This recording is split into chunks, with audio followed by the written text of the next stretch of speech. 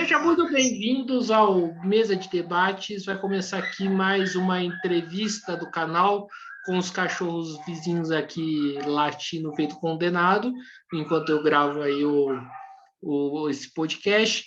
E minha convidada aqui é a Nicaia Vidor, né? A gente o objetivo dessa conversa de hoje é falar um pouco aí de transfobia, né? Tratar um pouco aí da questão trans numa perspectiva anticapitalista, né?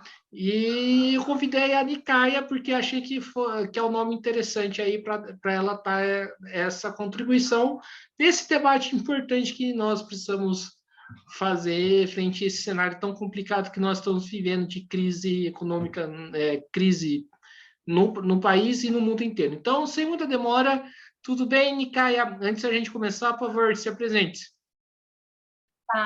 Oi, gente, tudo bem? Eu me chamo Nicaia, eu sou estudante de Ciências Sociais, sou uma mulher trans, eu milito num partido socialista que é o PSTU, aqui em Porto Alegre, e, enfim, estou aqui, agradecer o espaço, né, para poder fazer esse debate com vocês. Na real, só agradecer, porque nem sempre chamam pessoas trans para fazer o debate, ainda mais sobre a perspectiva da luta de classes, ainda mais difícil.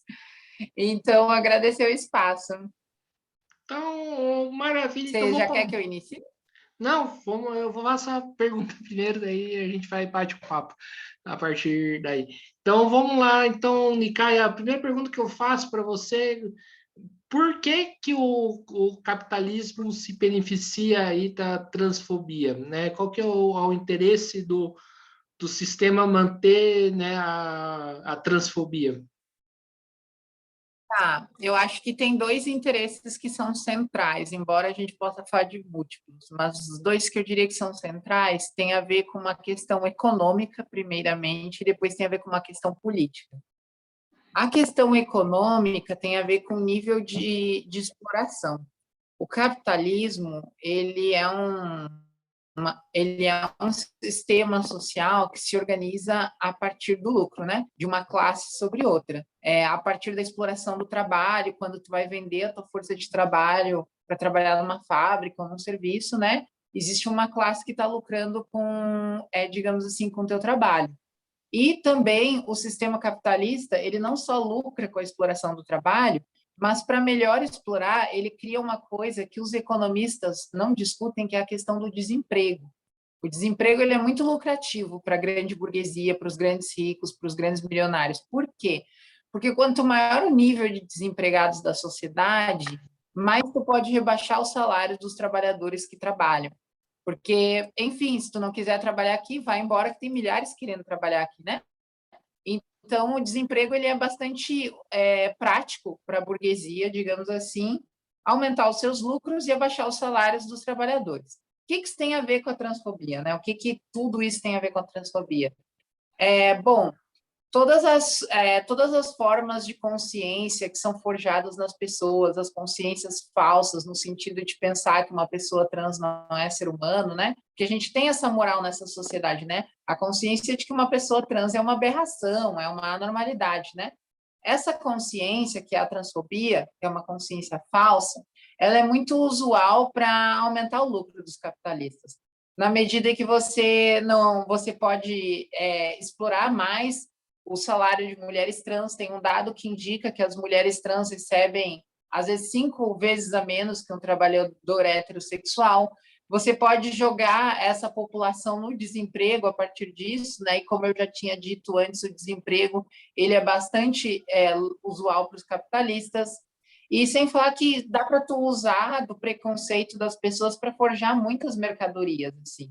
A própria prostituição e a pornografia trans que sustentam muito a ideia de que a população trans serve só para sexo, de que a população trans não é ser humano. Essas ideias elas advêm muito do que a pornografia apresenta para as pessoas, né? Geralmente uma travesti na pornografia ela é um objeto de sexo, assim, que só serve para isso.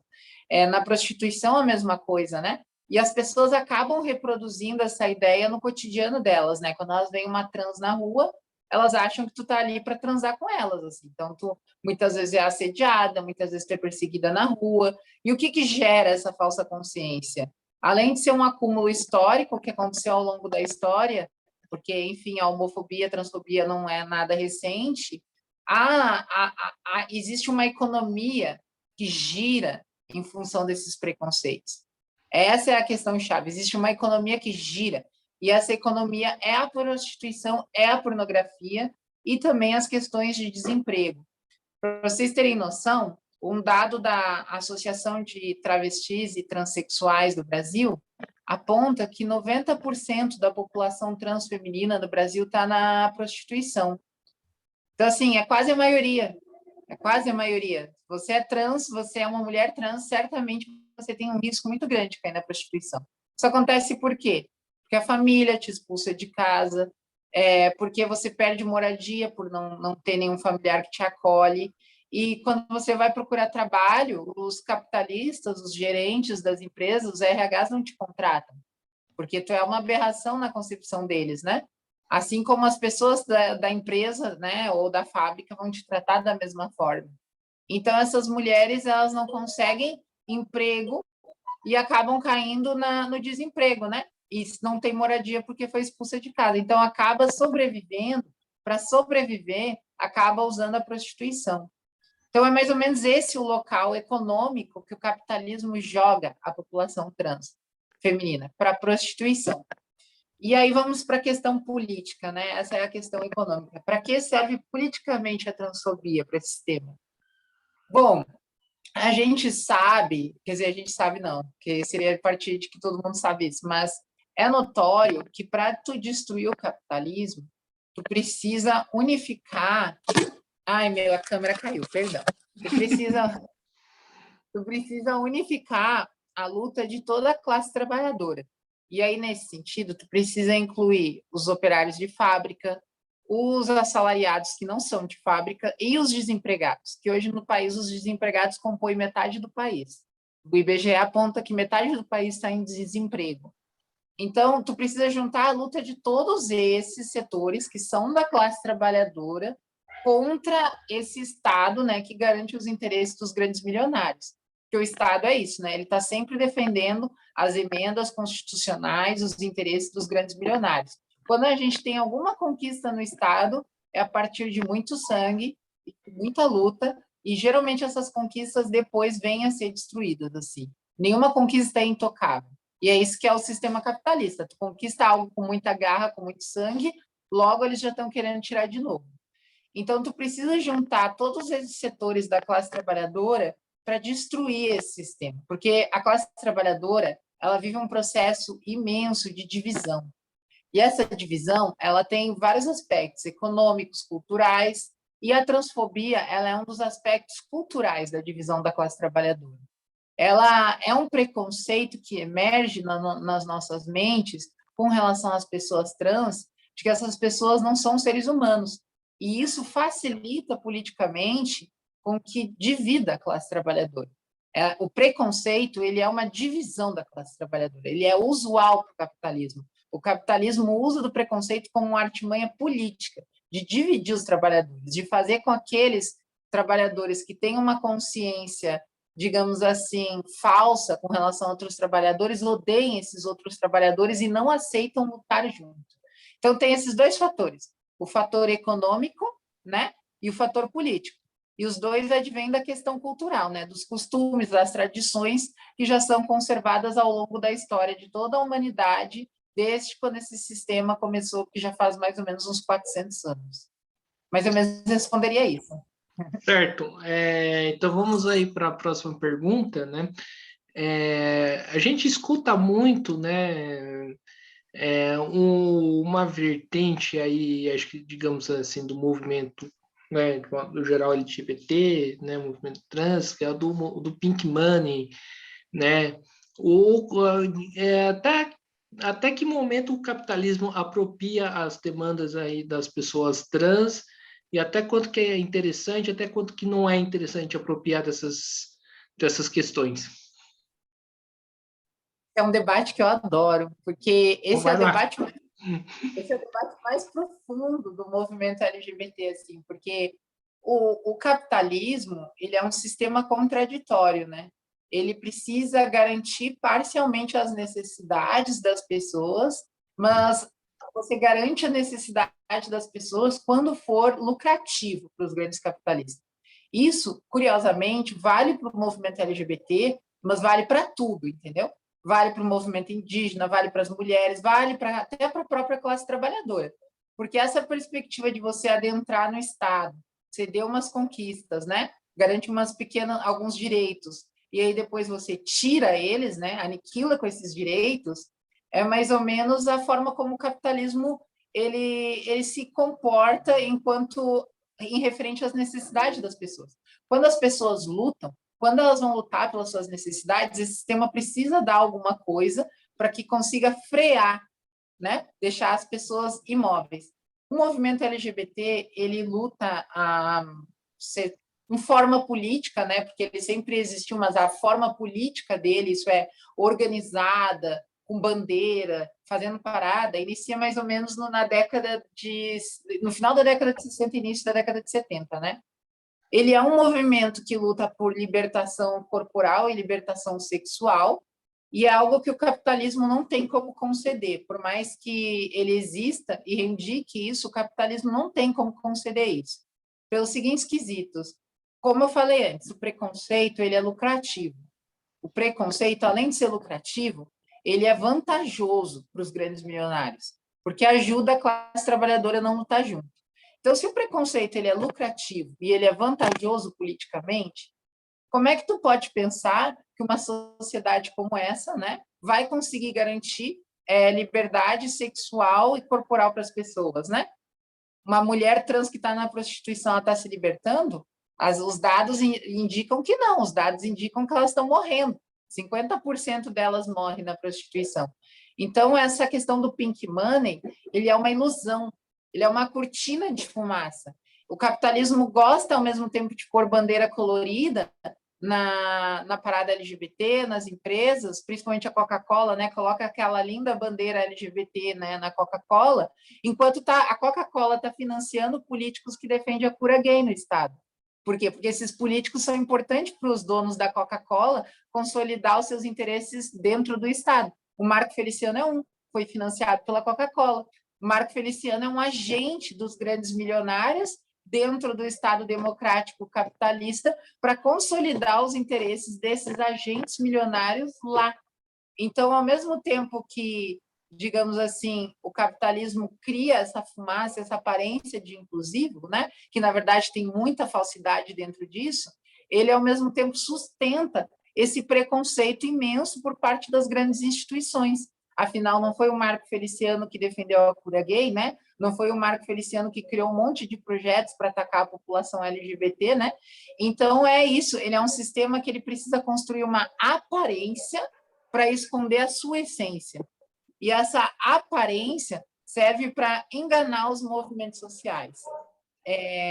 O Big Money é isso. Enquanto você cria produtos com bandeira LGBT, faz propaganda na televisão, muitas LGBTs estão desempregadas trabalhando em telemarketing, muitas LGBTs estão trabalhando no Burger King, muitas trans estão na prostituição. Então, não existe emancipação, porque essas condições econômicas são condições de violência, de extrema violência. Eu, por exemplo, eu mesma eu tenho muito medo do desemprego, porque eu não sei até que ponto, dependendo da violência que eu for passar na minha vida, se eu um dia teria que me prostituir ou não. Mas a prostituição é um risco de vida, porque metade das mulheres trans que se prostituem morre nas mãos do cliente, morre na mão das cafetinas, morre na mão da polícia. Então, assim, é um sistema que usa, né, as aparências para enganar os movimentos. E é muito curioso, porque isso cria deformações dentro dos próprios movimentos. Por exemplo, o movimento LGBT, ele iniciou na revolta de Stonewall, que foi uma revolta popular nos Estados Unidos, num bar LGBT, de LGBTs pobres que se prostituíam para sobreviver. E elas fizeram essa revolta muito porque a polícia e a máfia dos Estados Unidos, a máfia explorava e a polícia reprimia. Todas as noites a polícia ia lá, espancava, estuprava elas, era cotidiano, assim, era cotidiano. Chegou um momento que elas se revoltaram, fizeram um enfrentamento com a polícia, foi tão intenso que o Estado teve que chamar o exército para refrear o movimento. Então, assim, essa é a origem histórica do movimento LGBT. Mas, hoje, o movimento LGBT ele não conhece a sua origem histórica. E isso é uma deformação. Por que uma deformação? Porque a própria questão do Pick Money cooptar o movimento para dentro das grandes empresas faz uma deformação do próprio movimento não conhecer a sua história. Entende? Isso é bem interessante, porque se o movimento LGBT ele conhecesse a sua história, se o movimento LGBT, ai meu Deus, esse WhatsApp, se o movimento LGBT conhecesse a sua história, né, ficaria marcado, né, que existe uma questão de classe profunda na origem, porque depois da revolta de Stonewall que saiu as paradas LGBTs, as paradas LGBT surgiram por causa de Stonewall, a primeira surgiu pós. Então, existe muito essa deformação por causa da questão do Pick Money, né? As empresas hoje, elas financiam todas as paradas LGBTs, ao mesmo tempo que financiam todos os políticos homofóbicos. É uma contradição, né? Como Marx diz, né? O sistema capitalista é contraditório. Mas, enfim, é isso. Sim, vou chamar você de Nica, se me permite, né? Como foi como que eu te conheci, né, no Facebook. Nica, uma coisa que me chama a atenção aí nesses movimentos contra opressões, que tem setores que usam o argumento como, por exemplo, o lugar de fala, né? E, né, somente quem vive, né, concretamente a opressão pode aí se expressar. E você traz uma perspectiva muito interessante aí no começo da sua fala, que é a aliança entre trabalhadores aí para combater a opressão, né? Aí fica a pergunta: a luta contra a transfobia é apenas para as pessoas trans ou a classe trabalhadora de conjunto tem que se envolver nessa batalha? Com certeza, a classe trabalhadora de conjunto tem que se envolver nessa batalha. Isso é uma questão que os movimentos, né, eles carregam a história, né, da opressão, e por carregarem essa história da opressão e uma certa negligência, digamos assim, por parte da esquerda no passado, eles caíram nesse sectarismo, que é a divisão, né, de não, eu vou lutar somente por mim mesmo, né, e se separa de toda a classe trabalhadora. Isso é péssimo, isso é horrível, isso tem consequências severas, porque isso ajuda, de certa maneira, a própria divisão da classe trabalhadora. A classe trabalhadora inteira tem que, digamos assim, se apropriar da discussão da transfobia, a classe trabalhadora inteira tem que lutar conjuntamente com a questão da transfobia, porque se não luta, permanece existindo a transfobia entre nós, e se permanecer existindo, a gente nunca vai conseguir lutar junto. Se um setor, se só as pessoas trans da classe trabalhadora lutar contra a transfobia, vai manter a divisão também, porque elas mesmas não vão conseguir se inserir dentro do movimento da classe trabalhadora para lutar, né? Porque, eu vou lutar sozinha e vou dizer, então, que o meu companheiro de trabalho, meu camarada de trabalho, ele vai ser 100% transfóbico, né? Como se tivesse um genes, uma genética que dissesse, não, tu vai ser transfóbico até o fim da tua vida. Isso não colabora, né? Essa ideia não colabora para tu destruir a transfobia. Não colabora. Nem colabora, evidentemente, para destruir o capitalismo, porque são duas relações quase que combinadas, né? Você não destrói o capitalismo se você não lutar contra os preconceitos, mas você não destrói os preconceitos se você não destruir esse sistema. É uma coisa combinada à outra. Por que é uma coisa combinada à outra? Porque o capitalismo mantém o preconceito a partir, digamos assim, da busca do lucro, né? O lucro está acima de tudo, então tu usar o preconceito para lucrar é interessante. Então não tem como tu acabar com o preconceito sem tu destruir o capitalismo, mas tu também não tem como destruir o capitalismo sem combater o preconceito. Por quê? Porque o preconceito está sendo usado politicamente, como eu disse antes, para nos dividir. Então é muito importante, é muito fundamental inserir o debate da transfobia em toda a classe trabalhadora com métodos educativos, principalmente. Muito educativos. Por quê? Porque a transfobia ela é uma questão que está dentro do nosso comportamento cotidiano. Então, quem pratica ela nem sempre percebe que pratica ela. Eu costumo dizer que ela é uma ideologia. Ideologia refere-se, né, à falsa consciência. É quando tu pratica algo de maneira inconsciente. Por isso, o combate dela dentro da classe trabalhadora tem que ser por métodos educativos. Como quer dizer métodos educativos? De simplesmente conversar com as pessoas que estão na tua volta, né, nos movimentos, nas lutas, e dizer, ó, isso aqui não é legal, porque isso aqui, né, me humilha, isso aqui me rebaixa, isso aqui é uma violência mais de tudo que eu já tenho que enfrentar. Esse seria um método, ao meu ver, educativo. Você eleva a consciência do seu companheiro a não praticar isso. É um pouco diferente do método que o movimento LGBT adotou, né, que é do lugar de fala, que é um método destrutivo. Você simplesmente condena a pessoa por praticar aquilo, ignorando o fato que existem mais de 400 anos de cultura desse sistema que forjou a pessoa daquele jeito. Então, em termos de discussão, eu vejo como esse método educativo para juntar a classe trabalhadora, ele é um método necessário para juntar, como um método elementar para construir a unidade da classe trabalhadora. Porque, querendo ou não, a classe trabalhadora ela é composta no Brasil, né? Majoritariamente negra, metade do país é mulheres, e a quantidade de LGBTs que estão no desemprego, na informalidade, na prostituição é imensa. Então, a classe trabalhadora ela é muito diversa. Ela tem uma diversidade imensa. E é justamente por ter essa diversidade que a burguesia usa dos preconceitos para dividir, né? Justamente pela classe trabalhadora ser diversa. Então, usar desses métodos educativos para quebrar esses preconceitos culturais que estão incrustados nas nossas mentes a partir desse sistema que é o capitalismo, é um método mais do que necessário para juntar a nossa classe para destruir esse sistema. Certo.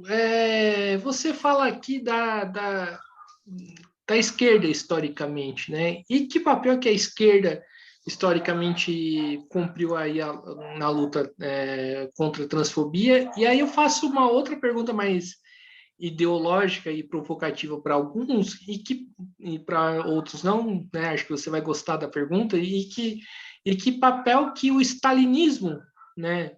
Não somente o Stalin, mas o stalinismo cumpriu aí, nessa questão. Nossa, isso aí eu devia ter organizado as minhas falas, né? Porque eu vou e volto e repito as minhas Não, tudo falas. bem. Podcast é isso mesmo. Você fica à vontade aí para falar. As perguntas são tão boas que eu pensei, meu Deus, como é que eu não organizei minhas falas para essas perguntas? Que aí eu ia poder, né, entrar de maneira mais profunda, mas eu vou falar. Adorei essa pergunta, gostei muito. Porque, querendo ou não, a esquerda, no século XX, ela não era tantas correntes como a gente conhece antes, hoje, né? Tipo assim, trotskismo, né? Não existia tanto trotskismo no passado, existia, mas o trotskismo ele era muito periférico.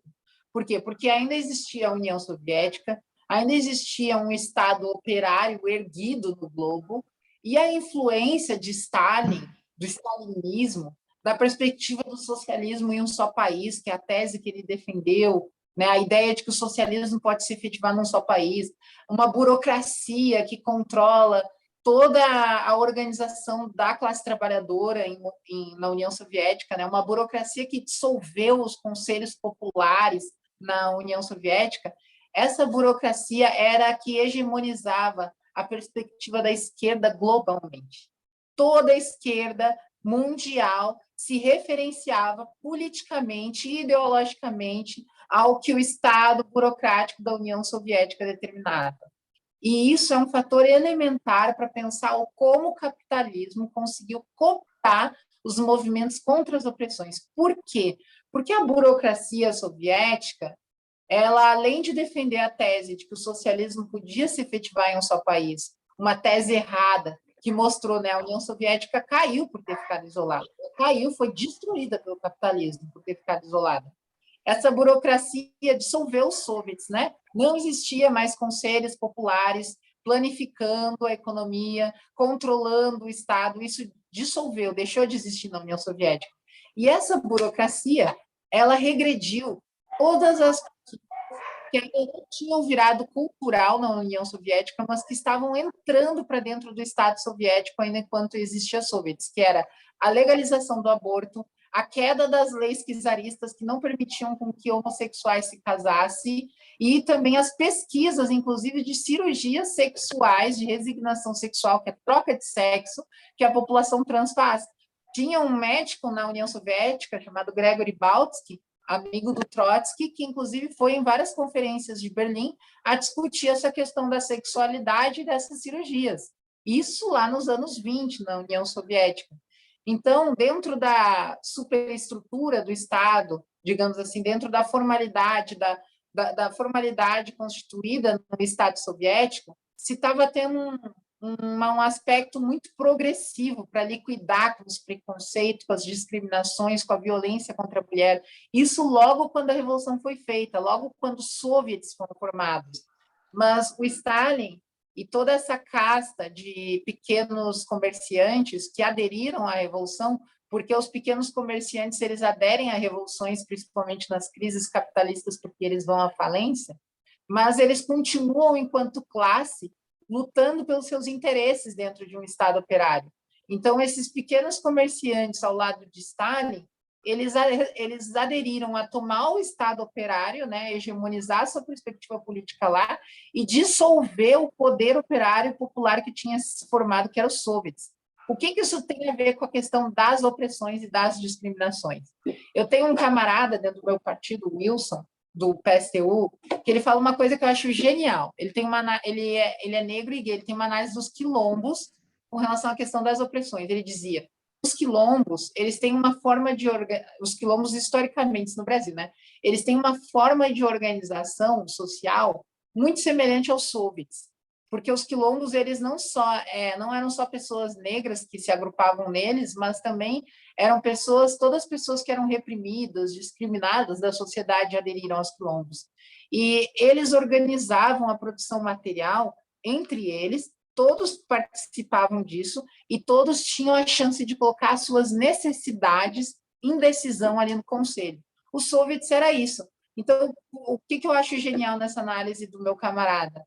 É que quando existe um poder operário e popular, que são esses conselhos controlando a sociedade, os setores oprimidos da classe trabalhadora, os que são discriminados, eles têm, de fato, um espaço para colocar suas necessidades.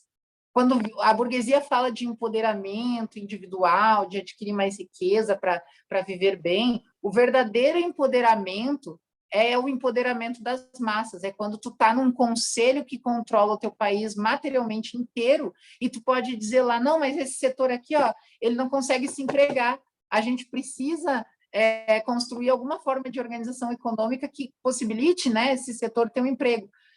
Por exemplo, num Estado socialista, os conselhos populares, que comandam esse Estado, eles têm total chance, os setores LGBTs, negros e negras e mulheres, têm total chance de pôr as suas necessidades e elas serem ouvidas. Algo que na democracia burguesa não existe, porque a democracia burguesa só cedeu às poucas conquistas que esses setores têm com muita luta e muita garra. O que o stalinismo fez? O stalinismo dissolveu os conselhos. E dissolveu os conselhos colocando a questão de que todas essas pautas que tinham sido colocadas lá nos soviets eram pautas burguesas. Então, o stalinismo conseguiu não só regredir a revolução na Rússia, porque dissolvendo os conselhos tu regride a revolução, como dentro dessa regressão dos conselhos, eles regrediram todo o debate da discriminação e opressão. Foi tudo dissolvido. E o pior, isso impactou na esquerda globalmente no século passado inteiro. Vou dar um exemplo de como impactou. Em 1934, Stalin colocou que a homossexualidade era uma doença burguesa degenerada no Código Civil da União Soviética. Isso se referendou em toda a política de todos os partidos comunistas globalmente. Um exemplo, as Panteras Negras. Vou dar um exemplo. Quando o Stonewall aconteceu, que é aquele levante LGBT que eu falei lá no início, nos Estados Unidos, os Panteras Negras estavam lá. Eles viram o levante de Stonewall, que eram as LGBTs trabalhadoras se levantando. E eles tiveram uma polêmica interna, os Panteras Negras, sobre se eles deviam apoiar o levante de Stonewall. Sabe qual era a polêmica? Era assim, tinha um setor que dizia, não, são trabalhadores, são homossexuais, mas são trabalhadores, nós temos que apoiar. O outro setor dizia, não, a homossexualidade é uma degeneração burguesa, nós não temos que apoiar.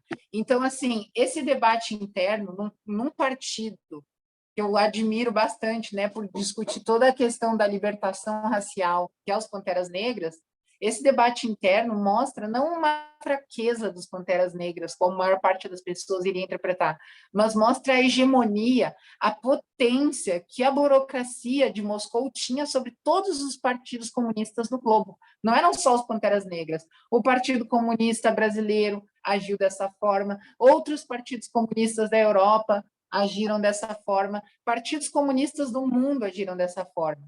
Então, eles criaram um sectarismo muito grande, uma distância muito grande de fazer o debate das discriminações. E é isso, né? Onde há vácuo, a burguesia dirige. O que a burguesia fez? Aproveitou, né? Ela aproveitou esses fatos e foi jogando, né, perspectivas falsas, ilusões, para esses setores que eles poderiam se emancipar no capitalismo.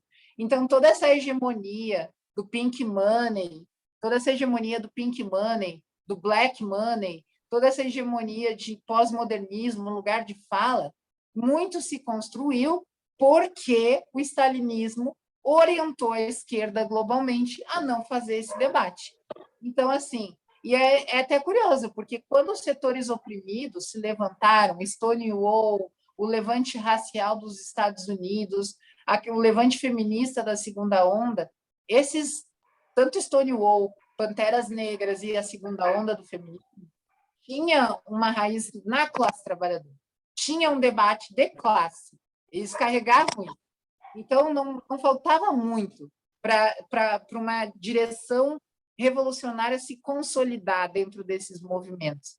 Bastava pautar isso olhando para o capitalismo, entende? Então, isso o stalinismo não fez. E isso abriu uma hegemonia para a burguesia dirigir esses movimentos e cair no que nós estamos vivendo hoje. É isso. Bom, muito bom. O Nikaya, agora falar aqui do governo do PT, né? Já que a gente está nessa discussão da esquerda, como que você avalia as políticas aí que o PT teve aí para a população trans, né? Se teve algum avanço e quais são os limites e também se teve retrocessos?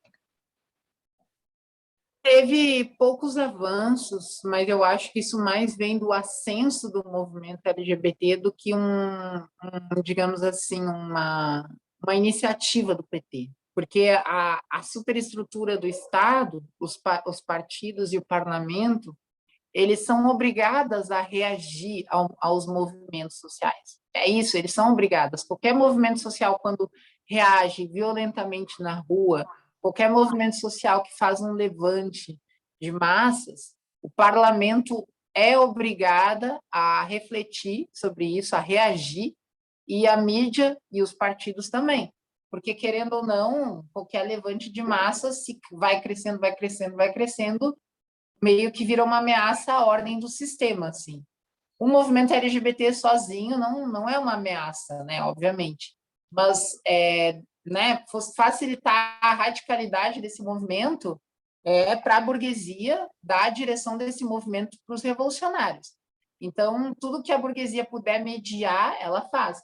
Então, eu acho que teve avanços parciais, né, como a questão do nome social, né, que foi uma baita conquista, uma conquista histórica, assim, impactante, lá na época do governo Dilma, mas eu vejo muito mais como uma pressão do movimento trans do que uma concessão do governo petista, entendeu? Porque, por exemplo, o PT ele manteve várias regressões a esse debate, e não só regressões, como ele também conciliou demais. É isso, é a conciliação de classes. O PT, por exemplo, fez alianças com pastores evangélicos. O PT também engavetou o kit anti-homofobia nas escolas. O Bolsonaro, inclusive, elogiou o PT, disse que o PT disse assim, eu vou ser obrigada a elogiar a Dilma, ela fez corretamente isso. Então, eu acho que o PT ele cumpre um papel no capitalismo brasileiro que é um papel de conciliador. quando há reação dos oprimidos e explorados, ele precisa entravar um pouco. Aí ele concede parcialmente algumas questões para entravar, mas ele concilia com os interesses dos grandes ricos e grandes poderosos. Então, ele também poda muita coisa. Então, do ponto de vista das LGBTs, eu acho que o PT é um entrave, principalmente das LGBTs trabalhadoras, porque, querendo ou não, essas conquistas que a gente teve nesse curto período foi muito mais pelo avanço do movimento e também porque o PT muito, né, aceitou conciliar com Marco Feliciano, aceitou conciliar com a bancada evangélica, e agora vem se mostrando novamente nisso, né? Porque o Lula, digamos assim, ele está fazendo uma aliança com o pastor Isidório, né? Que é um pastor que defende a cura gay, um pastor milionário, ricaço, que tem dinheiro pra caralho, homofóbico, que defende a cura gay. Então, assim, sabe, é uma ilusão dizer para as LGBTs trabalhadoras, confiem no PT que vocês vão se libertar. Pelo amor de Deus, assim, eu não vou defender essa ilusão, sabendo de tudo que aconteceu. Mas tem uma questão a falar disso, deixa eu me lembrar. Teve até uma fala, eu gosto da artista, mas eu tenho críticas políticas a ela, que é a Linda Quebrada, porque a Linha ela ainda cai muito nessa discussão, né, da identidade, que, enfim, da perspectiva do lugar de fala, assim, ela, hoje em dia eu acho que ela já não está tanto nisso, tem uma mosca me incomodando, mas assim, ela não está tanto nisso, mas ela fez uma crítica que eu achei bem objetiva e categórica ao Lula, que diz bem de como a realidade está. Não sei se você viu, ela estava no Lula com um programa, né, e aí o Lula estava falando de como é que ele ia governar e tudo, e ela pontuou a aliança dele com esse pastor ricaço homofóbico, né, e aí ele ficou dizendo, não, veja bem, Lin, se eu puder convencer o pastor a não ter nenhum preconceito com vocês, eu vou convencer. Mas se eu puder convencer vocês a não ter nenhum preconceito com o pastor, eu também vou convencer vocês. Aí ela responde para ele dizendo assim, não se trata da gente ter preconceito com ele, é ele e esses setores deles que nos matam. Então, quando o senhor estabelece uma aliança com um pastor desse, você acaba legitimando todo o conjunto de morte e banho de sangue que as LGBTs no Brasil passam, né? Aí ele ficou meio entravado, né? O Lula ficou entravado ali porque eu não sabia o que responder para ela, né? Porque essa é a questão, né? O preço que se paga por conciliar é o desemprego, é a morte, é o preconceito, é o banho de sangue que a gente vive. Então, se a gente quer exterminar esse banho de sangue, que é constante, nunca para, a gente tem que, nós mesmos, construir a sociedade e organizar. E aí, nesse sentido que eu defendo a destruição completa do capitalismo. É nesse sentido que eu defendo que toda a classe trabalhadora, tanto dos discriminados quanto dos não discriminados, héteros, LGBTs, brancos, negros, mulheres, homens da classe trabalhadora, se juntem para derrubar todos os governos vigentes, para destruir todos os governos vigentes e a própria classe trabalhadora organizar a sociedade, tomar o poder e organizar economicamente a sociedade, porque essa é a única maneira da gente garantir pleno emprego para todos, principalmente para as LGBTs que estão no desemprego. Essa é a única maneira da gente conseguir um serviço de saúde que não trate as LGBTs como doença, porque eu defendo muito o SUS e acho o SUS extremamente legítimo, mas eu tenho que ser honesta. Infelizmente, por ser um aparato do Estado e infelizmente por estar condicionado a toda essa cultura que existe no capitalismo, o SUS ainda é muito preconceituoso. Muitas LGBTs vão no SUS e acabam não conseguindo ser acolhidas. E como muitas estão desempregadas e não têm dinheiro para pagar para o serviço privado, fica sem saúde. Então, enfim, falta de saúde, falta de emprego, falta de moradia, o risco de sair na rua, não ter direito à sua identidade, evasão escolar por causa do preconceito dos professores e dos colegas. Enfim, são inúmeras as necessidades que as LGBTs trabalhadoras não têm atendidas nesse sistema. Então, não tem mais por que a gente manter o capitalismo de pé. Não tem mais por que a gente manter o capitalismo de pé. Não tem mais por que confiar nesse sistema. Então, tem que destruir esse sistema e reerguer um sistema que pense as nossas necessidades. Um sistema socialista, uma sociedade socialista. Certo. E que papel que o Bolsonaro cumpre aí para as LGBTs e principalmente para a população trans? Um assassino. Ele é um assassino, acho que um dos assassinos mais brutais, né, que a gente está vendo. O Bolsonaro, ele é tão perigoso para as LGBTs trabalhadoras que ele alimenta os preconceitos dentro da classe trabalhadora. Ele alimenta o setor da classe trabalhadora que não enxerga as LGBTs como humanos, ele alimenta esse preconceito, ele alimenta a divisão da classe trabalhadora. E, nesse sentido, alimentando a divisão da classe trabalhadora, ele alimenta todo o genocídio que o setor LGBT sofre, sabe? Ele diz, eu sou homofóbico com orgulho. Ele afirma, né, que uma mulher trans não é uma mulher de verdade. Ele afirma que é uma doença, que, enfim, ele traz todo preconceito como se fosse algo natural, algo dado, né?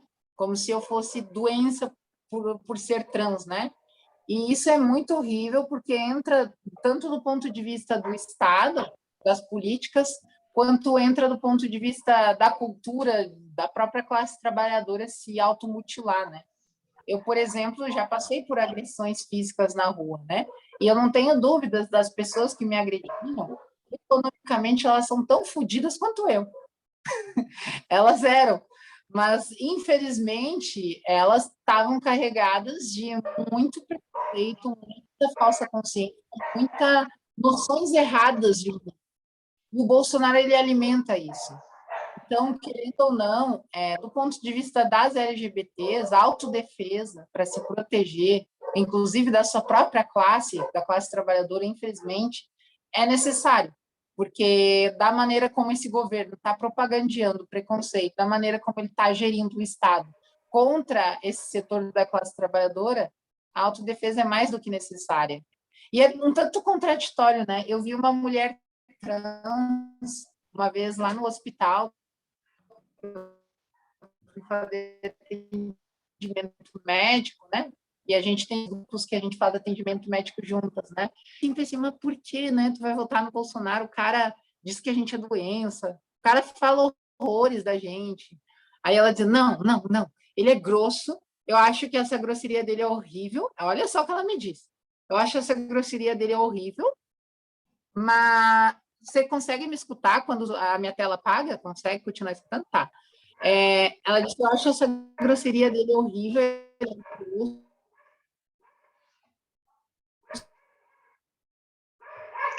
Opa, agora deu uma travada aqui, né? Nós estamos com a Nicaia, militante aí do PSTU e também mulher trans, para a gente discutir essa questão aí sobre a transfobia. Pronto, voltou agora a Nica, pode continuar falando. Obrigada. Então, teve uma mulher trans que ela acabou votando nas eleições no Bolsonaro e a justificativa que ela deu era para se autoproteger, porque ela queria ter uma arma para se defender da sociedade, né? E para mim isso mostra como as necessidades das pessoas as respostas às necessidades das pessoas podem ser alimentadas por ilusões, né? Porque, por exemplo, se a lei do Bolsonaro de acabar com as burocracias para se ter uma arma de fogo acontece, essa mulher trans, ela teria uma arma para se defender? Ela teria. Mas todos que querem matar ela também teriam acesso a arma. Então, enfim, é interessante isso, de como a necessidade das pessoas, tu pode dar soluções falsas para elas, alimentar a necessidade material com soluções falsas, com ideologias, falsificações. Então, isso acontece muito. O Bolsonaro, ele alimenta muito o preconceito dentro da classe trabalhadora, às vezes até como uma forma de, como é que se diz, como uma forma de dar uma solução falsa, né? Ele diz assim, você está fudido aí, você está sem emprego, você está mal porque existem esses gays aí que estão ganhando dinheiro do Estado, entendeu? Ele dá uma solução falsa para a necessidade das pessoas. e muitas vezes alimentando com preconceitos. Então, ele é um governo extremamente preconceituoso e que incentiva a divisão dentro da classe trabalhadora, incentivando preconceitos, e é um governo extremamente perigoso para as LGBTs trabalhadoras, tanto que a gente está vivendo um banho de sangue, que é uma mortalidade imensa de LGBTs dentro do Brasil. Certo. Então vamos aí para a pergunta seguinte, e como que foi aí para a população trans passar nesse processo da pandemia, principalmente nos momentos mais graves que a gente passou aí na pandemia, nós vivemos? Certo. Bom, a população trans, em grande maioria, não conseguiu ter uma alteração muito significativa de vida durante a pandemia, né? Ela acabou ficando muito presa no desemprego. Tem um dado que indica que as mulheres trans, né, 90% está na prostituição, e das 10% que não está, 6% estão no trabalho precário, que é o trabalho sem carteira assinada, 4% está em trabalho formalizado, que é carteira assinada ou concurso, só 4%. Então, o que acontece? Essa população, durante a pandemia, né, além de seguir toda a vulnerabilidade econômica que vive, né, toda a vulnerabilidade social, ainda tinha que lidar com a questão do vírus e não podia, muitas vezes, recorrer à saúde, né, para tomar as vacinas adequadamente, porque é discriminada no próprio serviço de saúde. Então, o que a gente vê é um aprofundamento cada vez mais bárbaro da vida dessas mulheres, assim. Muitas delas sendo mortas na prostituição, né? As pessoas, inclusive, no meio do Covid, que no início da pandemia, quando estava mais violento, resolviam sair para consumir prostituição e matar essas mulheres. Mesmo com o risco do vírus, muitas pessoas saíam para consumir a prostituição e matar elas depois. Então, a pandemia, ela aprofundou de maneira mais selvagem e bárbara, digamos assim, toda a violência que essa população vivencia no capitalismo, né? Digamos assim, a pandemia acelerou a crise capitalista e isso, tangenciando a população trans, para uma barbárie imensa, assim, sem moradia, sem emprego. Eu vou dar mais ou menos um panorama geral de como é que é a condição de vida de uma mulher trans na prostituição. Eu conheço algumas pessoas que pesquisam sobre isso, então elas me passam essas informações.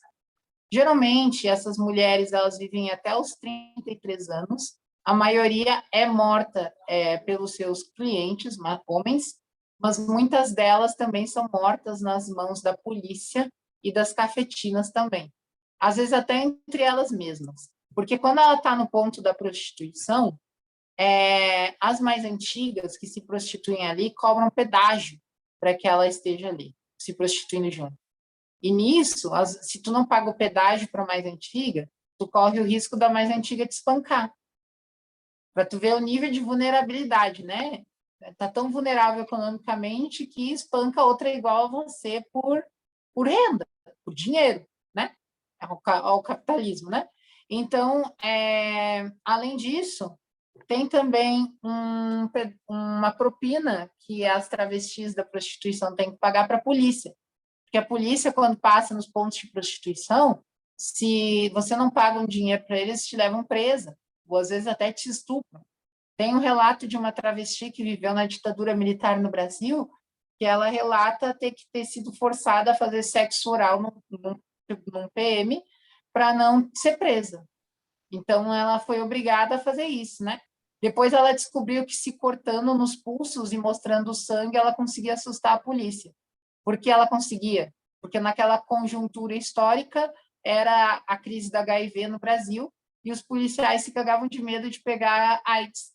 Então, elas cortavam os pulsos, mostravam, se ensanguentavam todas, mostravam sangue para correr a polícia. Então, e a questão de moradia delas, né? Elas moram com as cafetinas, pagam, ainda além de pagar a propina para a polícia, além de pagar pedágio para as outras mulheres trans que estão ali, elas também têm que pagar a moradia para as cafetinas. Assim. Teve até uma notícia esses dias que resgataram umas 4 mulheres trans que estavam em condições de semi-escravidão na prostituição e moravam num lugar completamente insalubre com as cafetinas. Assim. Então, imagina tudo isso e você está numa situação de que teus clientes podem estar com vírus e tem uma crise enorme e você não pode ir no serviço de saúde para tomar vacina, porque as pessoas não te acham humano o suficiente para ganhar vacina. Então, é mais ou menos isso. Ô, Nicaia, não sei se o que eu vou falar é correto agora, mas existia alguma discussão, né, no começo aí da vacinação para colocar a população trans, principalmente aquelas população trans em situação vulnerável, como grupo prioritário aí para vacinação? Olha, eu, sendo bem honesta contigo, não ouvi falar de uma discussão assim, sendo sincera. Mas se tivesse, com certeza apoiaria, né? E acho que isso, se aconteceu, possivelmente viria da cúpula do movimento LGBT, né? Do ponto de vista dos parlamentares, não, porque a Damares, que no caso é a ministra dos Direitos Humanos e da Mulher, lá, esse ministério que, enfim, ela sugeriu, né, para a população trans sobreviver na pandemia, fazer prostituição online, né? Fazer prostituição de vídeo, assim. Meio surreal, né? Porque essas mulheres nem têm dinheiro sequer para ter um celular, às vezes. Aí, vai se prostituir online. Então, do ponto de vista da solução do governo, né, proposta pelo governo, era isso, assim. Eu mandei um recado aí para você no particular para tentar segurar falar os palavrões, né? Sim. Mas agora até eu, né? Até eu quis xingar agora, mas tudo bem, porque olha, é difícil, hein? Enfim, e outra questão que eu acho que a gente precisa conversar aqui, né? A gente está falando aí de classe trabalhadora, população trans, unitária da classe trabalhadora.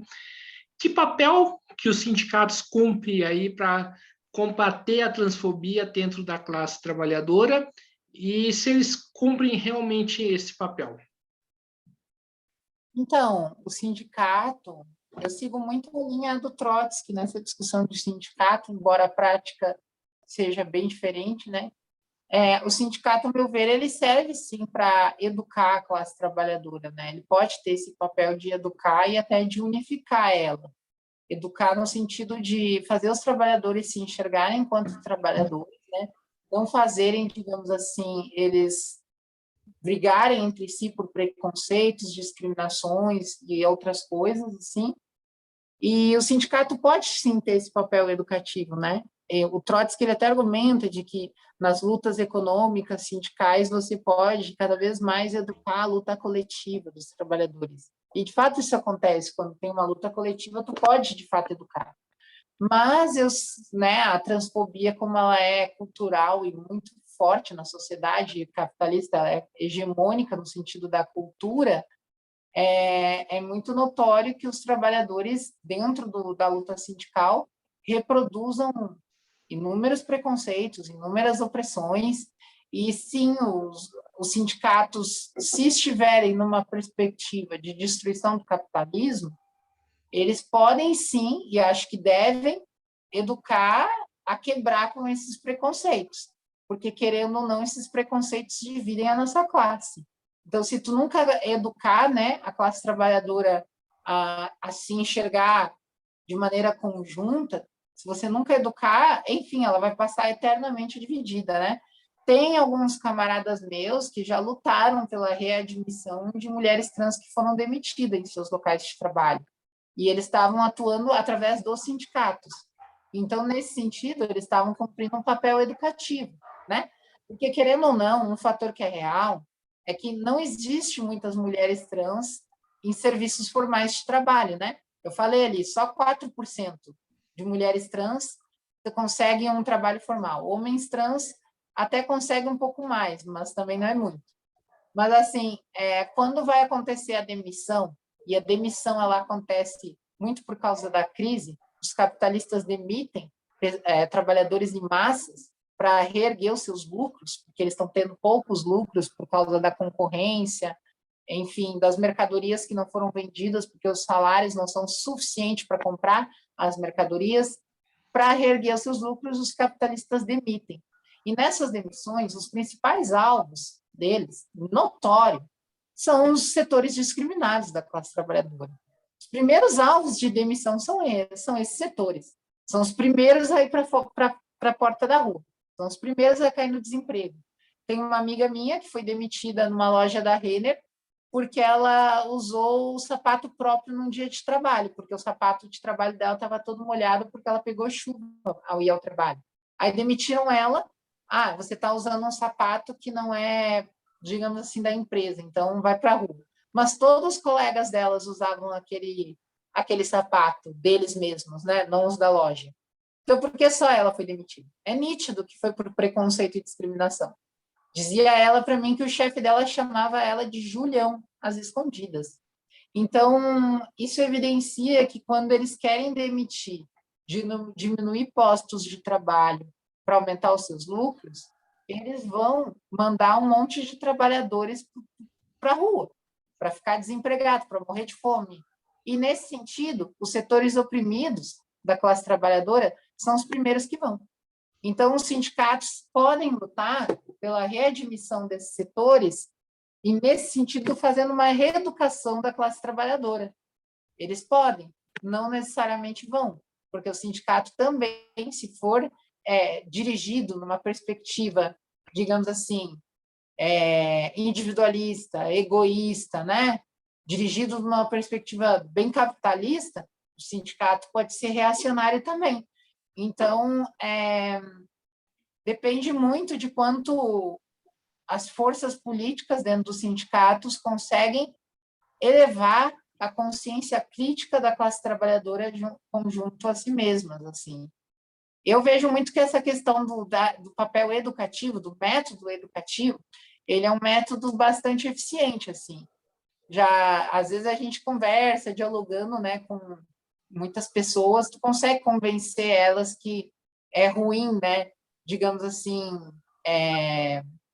enfim, tratar mulheres trans, pessoas trans como anormais, né? Eu já conversei com várias pessoas operárias e não operárias de como é ruim isso, assim, e convenci, porque usando desses métodos dentro dos sindicatos, eu acho que a gente pode, sim, reerguer a união entre a classe trabalhadora, destruindo esses preconceitos que a burguesia joga entre nós, né? O Bolsonaro, ele é o maior expoente. Ele é um grande político, milionário, defensor dos grandes capitalistas, que retroalimenta os preconceitos entre a nossa classe. Então, a gente tem que combater esses preconceitos para nos unir. Certo, então vamos aí para o bloco final aí de perguntas, Nica. Vamos aí para mais duas perguntinhas aí para a gente finalizar o nosso papo. A primeira pergunta que eu faço aí desse bloco final é para falar aí do chamado feminismo radical, né? Que muitas das vezes na questão trans tem posições parecidas aí com o que a Damares e o Bolsonaro têm. Né, eu queria que você falasse um pouco, né, desse movimento, como que você enxerga esse movimento e que papel que esse movimento cumpre aí na luta das mulheres. Eu acho, primeiro, a origem, né, que a causa desse movimento. Depois eu vou dizer as consequências. A causa, para mim, desse movimento é, de fato, de setores, isso é, de mulheres que adentram no movimento feminista e que se enfurecem radicalmente com a violência que as mulheres passam, né? E essa fúria cai numa concepção errada de que a causa do machismo e da violência contra a mulher vem de uma origem quase que biológica do sexo masculino, né? Como se o sexo masculino ele fosse puramente opressor. E, nesse sentido, todas as pessoas que nascem, digamos assim, XY, são responsabilizadas por toda a violência social que é o machismo.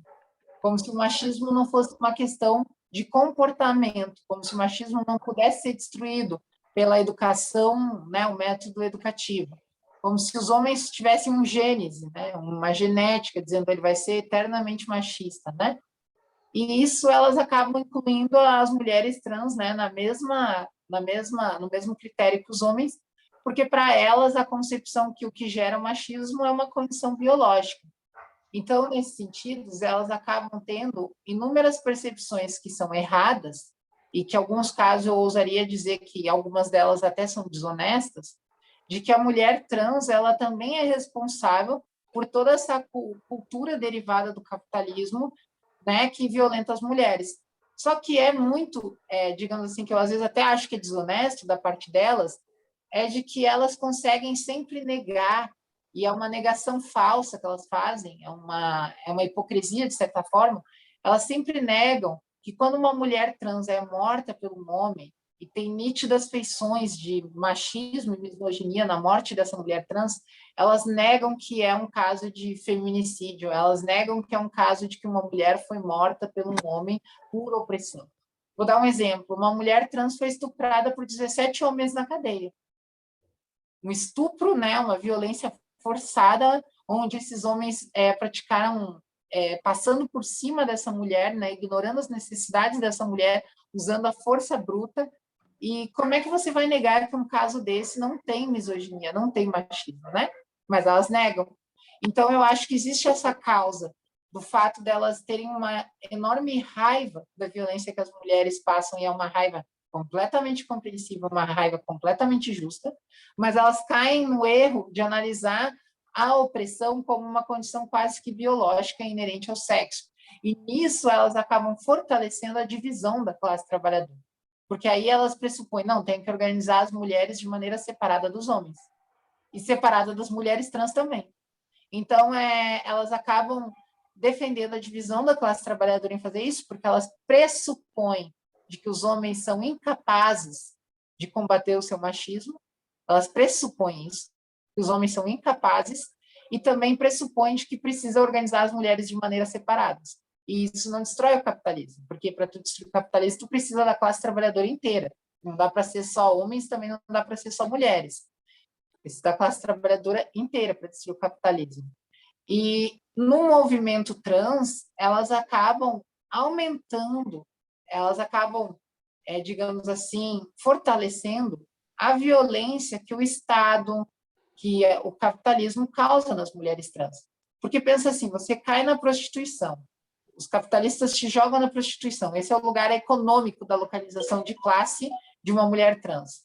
Aí, além de você cair na prostituição, você não tem família, porque a família é uma instituição conservadora que preza por princípios morais da burguesia, que é a herança e o machismo. Aí você não tem família, você não tem moradia, você está na prostituição. E aí, assim, você luta para ser reconhecida como mulher. O movimento lutou mais de 40 anos nessas condições para ser reconhecida como mulher, né?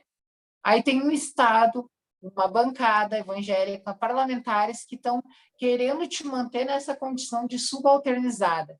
Aí vem mais um setor do movimento feminista que vai defender isso, né? Então, de certa maneira, elas acabam fortalecendo, inclusive, o próprio preconceito da classe trabalhadora. De certa forma, elas fortalecem até o machismo, porque o machismo também cai nessa ideia de que existe uma superioridade de um gênero ou outro condicionada pelo sexo, né? Então, a partir do momento que elas pensam que o sexo determina tudo, elas acabam, de certa maneira, fortalecendo até o próprio machismo. E com as pessoas trans, acaba fortalecendo a transfobia e toda a violência subalternizada que essas pessoas passam. Então, eu acho que o feminismo radical ele tem uma causa assim, muito justa, mas a maneira como pensa a sua estratégia, a sua tática está completamente errada. Está completamente, eu ousaria dizer, até degenerada, de certa forma. Degenerada no sentido de que violenta mulheres e violenta mulheres trans também. Certo, então vamos aí para a última pergunta, Nica. Nesse último período, a sua organização, né, a organização que você milita, o PSTU, teve uma iniciativa que particularmente eu achei bastante interessante, que é a construção do polo socialista e revolucionário, né? Uma iniciativa aí que eu enquanto militante independente, não em nome aí do podcast, participei aí das reuniões, tudo mais, gostei bastante. A pergunta que eu faço é: qual é o papel que o polo socialista e revolucionário cumpre aí para a luta trans?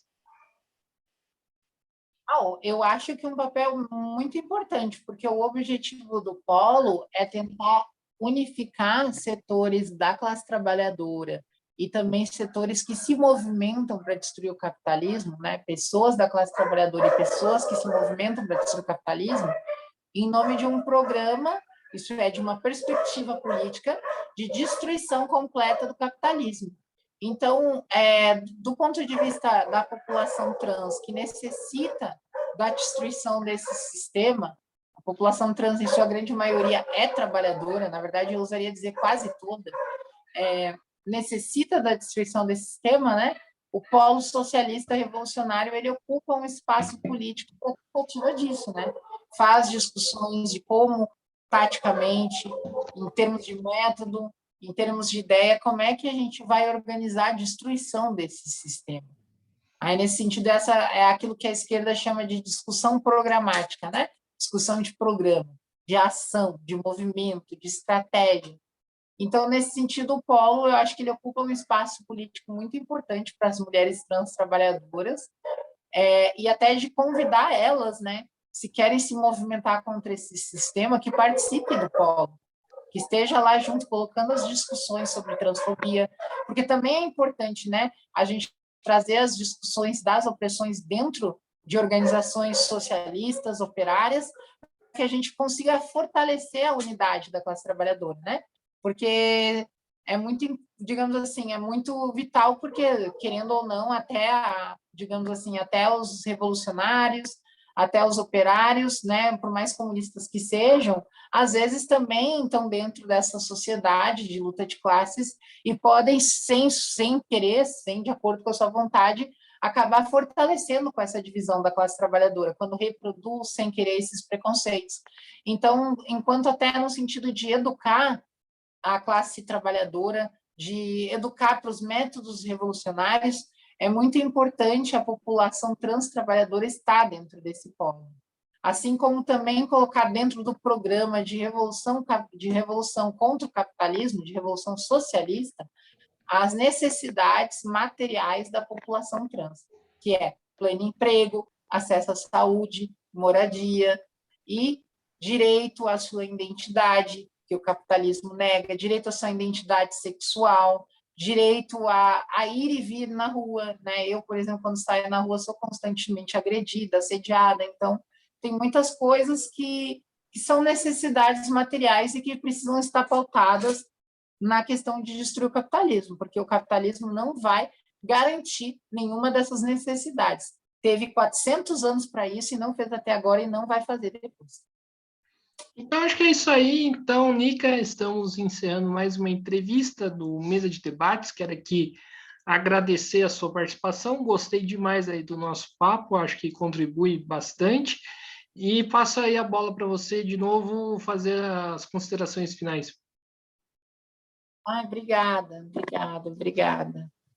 Então, eu fiquei meio chateada que eu não me preparei tanto. Se eu tivesse me preparado melhor, eu ia Pô, mas você fazer. foi bem. Obrigada. Mas é isso, eu acho que a gente precisa cada vez mais fortalecer a unidade da classe trabalhadora. Oi, consegue me escutar?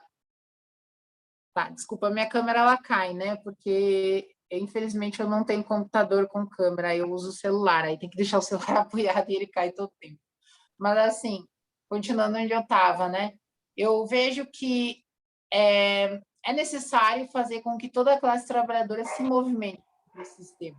A gente ainda não tem um movimento de massas para fazer um levante da classe trabalhadora no Brasil. Mas a gente pode ter um levante de massas. E, nesse sentido, todas aquelas mulheres, homens, LGBTs, negros e negras, ai, meu Deus, estou de negro, que odeiam a violência policial, que odeiam o desemprego, que odeiam a morte, que odeiam a exploração, que odeiam a guerra, que odeiam todas as formas de exploração e opressão dessa sociedade. Todos aqueles que quiserem destruir isso que venham construir o polo, que venham construir um programa revolucionário e socialista, porque a gente precisa de muita gente para destruir esse sistema. A gente precisa de muita gente. E, nesse sentido, quanto mais pessoas se organizarem para destruir o capitalismo, mais chances nós temos no próximo levante que tiver, né, o próximo levante de massas que tiver no Brasil, mais possibilidades nós teremos de destruir esse sistema. Como foi em 2013, teve um levante ali. Se a gente tivesse gente suficiente apontando para a necessidade de destruir o capitalismo naquela época, talvez tivesse virado algo maior. Então, o próximo levante que a gente tiver, quanto mais pessoas num horizonte radical e socialista tiver, melhor. Convido todas as mulheres trans a vir, todos os homens trans a vir, todas as pessoas negras e negros a vir, todas as mulheres, todos da nossa classe a vir a destruir esse sistema. Uma maravilha, então, é isso aí.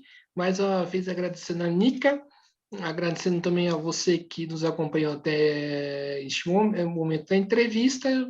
Peço aí que se inscreva no canal podcast Mesa de Debates de Tudo Um Pouco, né? Comentem aí na entrevista da Nica, comentem em outras entrevistas, curta esse vídeo, curta outros vídeos, compartilhem aí nas redes sociais. Também curta a nossa página do Facebook, podcast Mesa de Debates de Tudo Um Pouco, e siga a gente no Instagram. Então é isso aí, pessoal. Por hoje é só. Fique atento à nossa programação, que amanhã, né, quem vai comandar os trabalhos aqui vai ser o André Bom Tempo e vai ter coisa legal, né, no nosso podcast. Então, um abraço a todos e bom feriado. Curtam com responsabilidade, que ainda a pandemia está acontecendo. Então, um abraço, fui.